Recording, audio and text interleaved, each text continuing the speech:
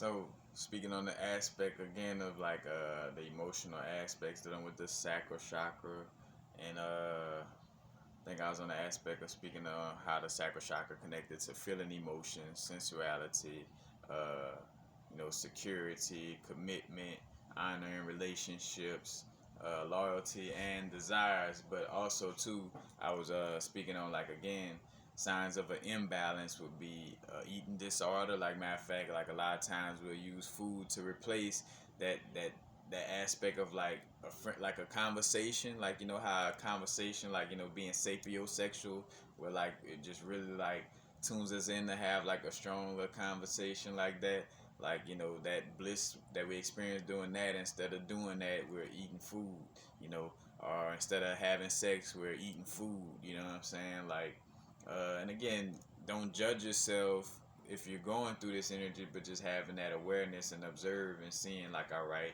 this is what's going on right here. You know what I'm saying? So let me find ways to get more healthy, within this realm, you know. And again, alcohol or drug abuse, or again abuse, because everything in moderation and everything goes along to your unique experience. You know what I'm saying? So some of us can have a little drink without abusing it. Some of us could smoke a little herb without abusing it. Whatever the case may be, you know. And again, another aspect is depression. Maybe a sign of imbalance, sensuality issues, or again, impotency or being frigid sexually. So again, all these different things are aspects of, you know, emotional imbalance. And again, the sacral chakra symbol is the moon, and the moon deals with that aspect of emotions, moving those waters. You know what I'm saying? No coincidence that the water sign Scorpio is like in the area of the sacral chakra, which deals with the sexual energy. Having friendship, like being a strong, loyal friend and stuff like that. That's that Scorpio energy. You know what I'm saying? Like that's all connected. Matter of fact, desires connected with Mars energy, and that's also connected back to Scorpio energy. So again, that sacral chakra area, and again, when we talking about all these different little zodiac signs and all this is just different little aspects of ourselves and learning about ourselves. Not using to each his own on how, whatever you do, but again, like it benefits us to not lock ourselves down into these aspects of like, oh, the moon is here, so I can only do this today, or you know, the Mercury is retrograde, so I can't talk to nobody, or I shouldn't use electronics because Mercury is retrograde. And like, nah, you know what I'm saying? Like, you don't want to box yourself in due to these aspects. It's just more so understanding, and more so understanding your inner universe with connection to it. Like understanding your natal chart aspect. Because one thing I have saw is the balance of it. Like, well, natal charts do, like, a person could deny the aspect of astrology as much as they want, or say they don't connect with it or deal with it, but it does play a part in expressing, like mapping out, like what we're doing here in this lifetime and stuff like that. So it's again a balance, like not being extremely governed by it and not being extremely against it either, but to each his own on your growth, however it resonates for you. You know what I'm saying? I'm not here to tell you how to do anything. I'm just expressing certain aspects, and some of it may resonate, some of it may not. I don't have a gun to your head telling you watch this video and listen to everything that I'm saying. So by all means, don't treat me like I am doing that. And if you are, fuck it, that's on you. But anyway, again, the sacral chakra, uh, underactive sacral chakra will deal with like being unemotional or impassive, or not being very open to anybody, or being unsocial. You know what I'm saying? So you have that aspect as well. And underactive sacral, you could use like just wearing the color orange, and drawing with the color orange. Also working with certain crystals like carnelian, moonstone, prayer night with epidote. And I did a video on prayer night with epidote. Be aware that prayer night with epidote may push those emotions about strongly. But again, for somebody who's been emotionally, like, matter of fact, prayer night and epidote in combination with moonstone and carnelian, I would suggest for like anybody who's dealing with the aspect of, like, really masking their emotions and being like emotionally numb. Like, those would be great crystals to help like move some energies within you and help for you to tap into your emotions a little more. And with anything, use your intuition. You'll feel if you've been overusing the crystal or underusing the crystal. Just follow what you feel, and you could tell whether you're lying to yourself or not too. You know what I'm saying? Like, you'll feel a little bit of guilt if, like, you act like, all right, I done did enough of work. And like deep down inside, there's like this little inner feeling slash voice that's like, you ain't really acknowledging this to the fullest. You could do a little more work. Like, you'll hear that little voice coming up. But anyway, carnelian, moonstone, prayer night, and epidote. And again, I got a video on my crystal vibrations playlist that speaks to working with prayer night with epidote inclusions. So you might want to check that out too. Then Black Obsidian, I got multiple videos on Black Obsidian, but also working with Black Obsidian, not so much for the emotional healing as much as it's like, I mean, it helps towards the situation. Like, Black Obsidian is more so like to see the truth of the root cause of what may have caused your emotional imbalance or your emotional numbness. Like, Obsidian will help bring up to the forefront what was the root cause to that. You know what I'm saying? Like, what caused you to get so emotional numb? Like, and then it will bring it up, like, whether it be a past life, or if you're working with a multi-dimensional crystal like a moldavite or something, like, it'll help you even go further back into the primordial essence of creating this realm. And you might have been a part of the your the oversoul that you are droplet from. You may have been a part of oversoul that felt emotion shouldn't be shown at all. And that trickled down into your human experience. Your different lifetimes of you being a human that expressed that. You know, in a microcosmic manner. You know what I'm saying, through multiple lifetimes. But Black Obsidian, it help you to get to see the truth and the root cause of that situation. Also, Seraphonite help to work on the aspect of like bringing up the emotions. I'm also like dealing with emotional balance. And matter of fact, let me see. I might not have it here. Yeah, because it cleansed the nadis and meridians. So yeah, it definitely helped. Matter of fact, dealing with emotional healing and letting old issues go. Promoting the divine feminine energy. So yeah, Seraphonite definitely helped as well.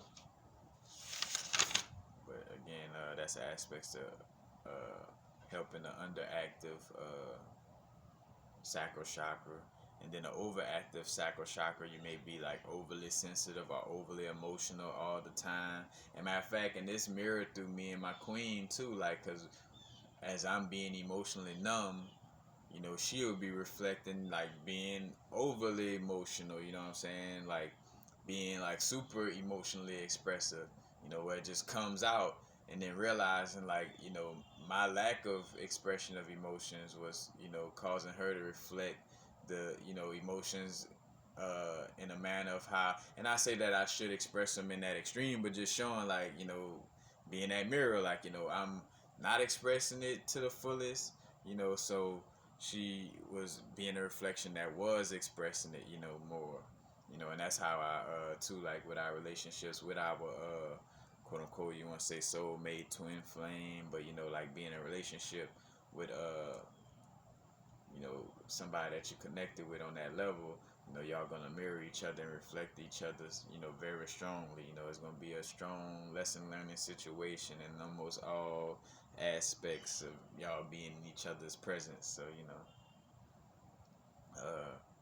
but I seen it come up in that manner for myself, but again, overactive overactive sacral, being overly sensitive, overly emotional all the time, and also maybe being overly sexual. So in order to kind of counteract that energy, you would in most cases, if that energy is overspinning, so if your chakra overspinning, in most cases is, overpowering. So your first eye chakra or your Anya chakra or third eye chakra is not spinning slowly. Hence why, again, that's why you're experiencing so much over emotion and over sensitivity and overly sexual, because you're down here in your sacral very strongly. So tapping into your first eye chakra, which would be working with the color, like it's like an indigo purplish bluish color, like wearing that color, working with crystals that help promote the first eye, like a amethyst or iolite, because matter of fact amethyst helps to deal with like addiction and stuff like that.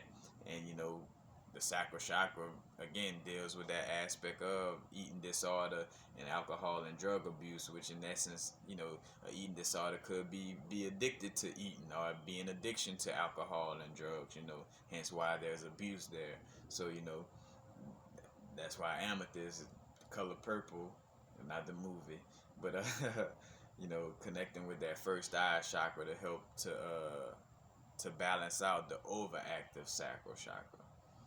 So that's ways that you could help doing that. And again, I'm going into a meditation where you visualizing, the indigo light in the first eye and envision it spinning, a little faster, like amplifying the spin of it and seeing you slow down the spin of the sacral chakra. That could be something you could do as well. But that's basically it. Again, and just having that awareness, like acknowledging what's going on, because again, the work is about application. It's about knowing ourselves to the fullest and diving deep, going within ourselves. And then this little, this winter season going into the winter solstice, you know, basically is us, working on ourselves, working on releasing all these aspects of trauma. Excuse me, and not like, oh, on to the next one, New Year's. Ooh, what I'm trying to do for New Year's. Because again, January 1st is not the New Year's. We're still in wintertime. Still dealing with hibernation. Again, and just moving a little slower, because when we're moving slower, it's like a planet in retrograde, retrospective, meaning, like we're able to kind of look back at certain things, not going, like I said, not too far in the future, not too far in the past, but tapping into either the future or past when it's relevant to our now moment. And again, a lot of trauma that we're dealing with may stem where the root cause is from, stem, root cause, branches, trees, all that, it may stem from some past life situation or primordial situation, before even coming into a human body. But, it stems from something, in your past. So like it's for us to tap in, like again, reflecting, and being reflective, you gotta slow down, because if I'm going fast, or if I'm running a race or doing this, doing that, moving all fast, like how can I reflect inwardly and go within myself and really see what's going on if I'm constantly trying, because that becomes a mask within itself. Even if you say like, oh, I'm like trying to hurry up and learn about this, I'm trying to learn about this, like, like even if it may be esoteric or occult information, like a book you're trying to read or something like that, if that book or that information is not helping you to get more knowledge about what's going on inside of yourself, like, like it's cool if I'm tapping into a dream dictionary because of a dream I just had to help me get more of a inner realization, or I'm reading this book about subconscious mind so I could learn how to tap more into my subconscious in this moment. You know what I'm saying? That's cool. But just reading the general information just to read the general information, like, nah, that's a form of escapism, even though it may not come off as that just because it's some occult or spiritual information. Like, nah, whatever it is we're learning and dealing with should be helping us to master our inner universe and have more of a knowledge of our inner universe and what's going on with us, and not, no external aspect of it, so definitely, again, connecting with that aspect. Got me a piece of Super 7. I think I got a video on Super 7, not mistaken. But, but yeah, that's basically it. Again, doing the work, applying what we know. You know, remembering energy in motion. You know, we're climbing the emotional ladder. You can't ignore one step on the ladder, because then you know you won't be able to go up and down that ladder. You know what I'm saying? Or again, because you may say like a ladder is, yeah, a ladder is for us to climb, but it's also for us to be able to go up and down. Because think about, again, crown chakra, root chakra. Imagine a ladder between the crown and the root. You know, yeah, I climbed up to the crown chakra, but that doesn't mean that like I'm not gonna be tapping into the root part of the ladder as well. Still, you know, I'm gonna still be tapping into the lower aspect of the ladder as well as the higher aspect of the ladder. So it's, you know, again, being balanced between the top and bottom of the ladder, the high vibe feelings and the low vibe feelings. You know, because again, if you don't acknowledge the roots or the lowest step of the ladder, you won't be able to climb up the ladder in the first place. You know, so always keep that in mind or in heart. But that's basically it, y'all. Peace, peace. Happy now. Now is the vibrator course. Not too far in the future. Not too far in the past. Right